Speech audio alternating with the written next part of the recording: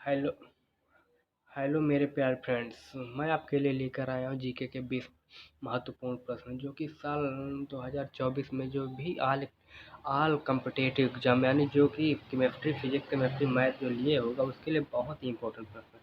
तो चलिए दोस्तों, आज एक प्रश्न लेकर आए हैं हम। प्रश्न नंबर 1 हमारा कह रहा है, निम्न में से कौन सा ऑक्सीकरण नहीं है। दोस्तों, आपको बताना है निम्न में से कौन सा ऑक्सीकरण नहीं है। ऑप्शन ए अवक्षेपण, ऑप्शन बी भोजन का पचना, ऑप्शन सी श्वसन, ऑप्शन डी दहन। तो दोस्तों, जो कि इसका राइट आंसर हो जाएगा ऑप्शन नंबर ए हो जाएगा।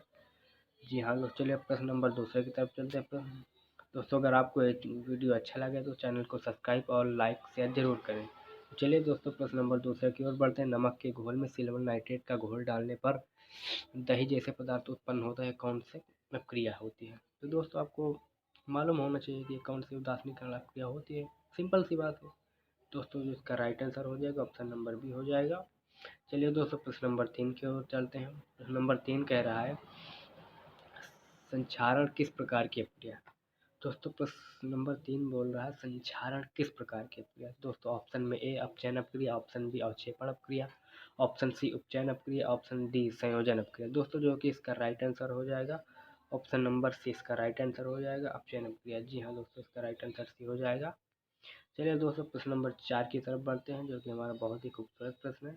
किसी रसायन अपक्रिया में ऑक्सीजन के अनुपात का बढ़ना क्या कहलाता है। दोस्तों, जो आपको मालूम होना चाहिए, ऑप्शन ए आप अपचयन अपक्रिया, ऑप्शन बी उपचयन अपक्रिया, ऑप्शन सी ऊष्माशोषी अपक्रिया, ऑप्शन डी विस्थापन अपक्रिया।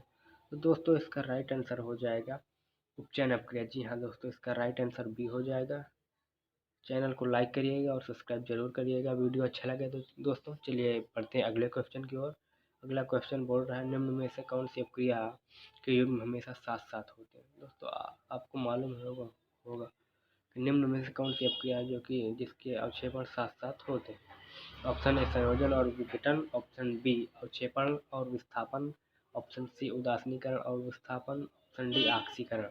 दोस्तों, इसका राइट आंसर हो जाएगा सी उदासीनीकरण और विस्थापन। जी हाँ दोस्तों, इसका जो राइट आंसर हो जाएगा सी उदासीनीकरण और विस्थापन। चलिए दोस्तों, प्रश्न नंबर 6वें की तरफ बढ़ते हैं, जो कि बहुत ही अच्छा प्रश्न है। सोडियम हाइड्रोक्साइड और हाइड्रोक्लोरिक अम्ल की अपक्रिया से सोडियम क्लोराइड और जल बनाते हैं, यह कौन सी अपक्रिया है। दोस्तों, इसका ऑप्शन है इसका उदासीनीकरण, ऑप्शन बी विघटन, ऑप्शन सी संयोजन, ऑप्शन डी अवक्षेपण। इसका राइट आंसर हो जाएगा सॉरी दोस्तों, इसका जो राइट आंसर हो जाएगा वो हो जाएगा ऑप्शन नंबर ए उदासीनीकरण। जी हाँ, इसका राइट आंसर हो जाएगा उदासीनीकरण दोस्तों।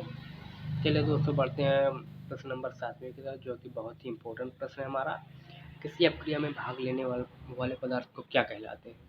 किसी भी आप 10वीं में पढ़े होंगे केमिस्ट्री, किसी जब अपक्रिया से अपक्रिया में जब विघटित किया जाता है या उसको संयोग किया जाता है तो उसमें क्या पदार्थ कहलाते हैं, उस पदार्थ को क्या कहते हैं। प्रतिफल, अवकारक, अभिकारक या आक्सीकारक। दोस्तों, जो आपको मालूम ही होगा कि इसको अपकारक कहा जाता है। क्या कहा जाता है, अपकारक। जी हाँ दोस्तों, इसका राइट आंसर सी हो जाएगा। चलिए दोस्तों, प्रश्न नंबर 8वें की तरफ बढ़ते हैं। श्वसन किस प्रकार की अपक्रिया, श्वसन किस प्रकार की अपक्रिया है। दोस्तों, इसका ऑप्शन ए ऊष्माक्षेपी अपक्रिया, ऑप्शन बी संयोजन अपक्रिया, ऑप्शन सी अपचयन अपक्रिया या उपचयन अपक्रिया, ऑप्शन डी अपघटन अपक्रिया। दोस्तों, इसका जो राइट आंसर हो जाएगा वो हो जाएगा ऑप्शन नंबर ए ऊष्माक्षेपी अपक्रिया। इसका राइट आंसर ये हो जाएगा दोस्तों। चलिए दोस्तों, बढ़ते हैं प्रश्न नंबर 9 की तरफ। दोस्तों, जो कि बहुत ही अच्छा प्रश्न और खूबसूरत प्रश्न माना जाता है हमारे इधर। प्रबल अम्ल और दुर्बल क्षारक से बने लवण का पीएच मान क्या है। ये तो अजीब बात हो गई दोस्तों। प्रबल अम्ल और दुर्बल अम्ल क्षारक दुर्बल क्षारक से बने लवण का मान क्या होगा। इसका तो दोस्तों राइट आंसर आपको बताना ही पड़ेगा, क्योंकि इसका आंसर पता नहीं मुझे। चलिए दोस्तों, आप बताइए, कमेंट में ज़रूर बताना दोस्तों, क्योंकि मुझे पता नहीं, मैं ज़्यादा से आपको बता दे रहा हूँ। क्योंकि इसका जो राइट आंसर हो जाएगा वो हो जाएगा दोस्तों ऑप्शन नंबर बी, 7 से कम ही होगा मेरे हिसाब से। चलिए दोस्तों, बढ़ते हैं अगले क्वेश्चन की ओर। क्वेश्चन नंबर 10, जो कि हमारे समय के लिए, क्षारक को जल में घोलने पर क्या मुक्त होते हैं। ऑप्शन नंबर 10, प्रश्न नंबर 10, क्षारक को जल में घोलने पर क्या मुक्त होते हैं। ऑप्शन ए है आपका OH आयन, ऑप्शन बी है H+ आयन, ऑप्शन सी दोनों आयन, ऑप्शन डी कोई भी आयन नहीं। दोस्तों इसका जो कि राइट आंसर हो जाएगा दोस्तों उसका ए, ऑप्शन नंबर ए हो जाएगा OH आयन। इसका राइट आंसर OH आयन हो जाएगा। चलिए दोस्तों बढ़ते हैं प्रश्न नंबर 11 की तरफ। प्रश्न प्रश्न नंबर 11 बोल रहा है, दही में किस प्रकार का अम्ल पाया जाता है। दोस्तों आपको पता है, जब आप किसी दूध को ले जाते या फिर उसे मट्ठा डाल के जमाते या नींबू डाल के जमाते हो, कुछ भी डाल के आप उसे जब गाढ़ा करते हो, जमा देते हो, तो उसमें एक लैक्टिक अम्ल का अम्ल हो जाता है। लैक्टिक अम्ल उसमें बन जाता है, जो कि जिसके कारण वो जम जाता है, जो कि इसका राइट आंसर हो जाएगा ऑप्शन नंबर ए, लैक्टिक अम्ल। चलिए दोस्तों ऑप्शन नंबर बी की तरफ बढ़ते हैं। किसी अम्ल में मुख्य रूप में एक परमाणु अवश्य मौजूद रहता है और जो धातु से अपक्रिया कर एक गैस उत्पन्न करता है। जी हाँ दोस्तों, आपको मालूम ही होगा कि किसी अम्ल के मुख्य रूप में से एक परमाणु अवश्य मौजूद रहता है जो धातु से अपक्रिया कर एक गैस उत्पन्न करता है। ऑप्शन इसका A hydrogen, option B oxygen, option C nitrogen, option D ammonia. दोस्तों आपको मालूम ही होगा कि इसका जो राइट आंसर हो जाएगा ऑप्शन नंबर ए, हाइड्रोजन। जी हाँ दोस्तों, इसका जो राइट आंसर हो जाएगा हाइड्रोजन। चलिए दोस्तों बढ़ते हैं प्रश्न नंबर 13 की तरफ, जो कि हमारा बहुत ही इंपॉर्टेंट प्रश्न है। 13 कह रहा है, वे पदार्थ जिनके स्वाद खट्टा होते हैं और जो नीले लिटमस के घोल को लाल बनाता है, कहा जाता है उसको। ऑप्शन ए है अम्ल, ऑप्शन बी लवण, ऑप्शन सी भस्म, ऑप्शन डी क्षारक। तो दोस्तों इसका जो कि राइट आंसर हो जाएगा ऑप्शन नंबर ए। जी हाँ दोस्तों, इसका जो राइट आंसर होगा ऑप्शन नंबर ए, अम्ल। चलिए दोस्तों बढ़ते हैं प्रश्न नंबर 14 की तरफ, जो कि बहुत ही इम्पोर्टेंट प्रश्न है। प्रश्न नंबर 14 बोल रहा है, जल में घुलनशील भस्म क्या कहलाते हैं। जल में घुलनशील भस्म क्या कहलाते हैं। ऑप्शन ए क्षारक, ऑप्शन बी क्षार, ऑप्शन सी संक्षारण, ऑप्शन डी क्षरण।